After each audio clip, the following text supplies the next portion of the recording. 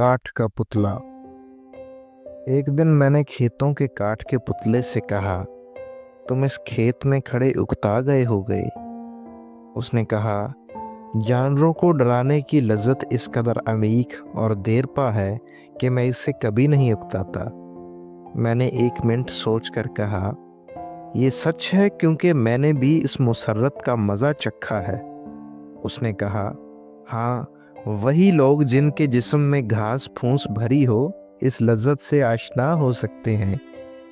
ये सुनकर मैं वहाँ से चल दिया, लेकिन मुझे ये खबर नहीं कि उसने मेरी तारीफ की या मेरा मुज़हिका उड़ाया। 1 बरस गुजर गया और इस मुद्दत में वो काठ का पुतला एक फ़िलासफ़र बन चुका था। और जब मैं दोबारा उसके पास से गुजरा तो मैंने देखा कि इसके सर पे 2 कौओं ने घोंसला बना रखा है।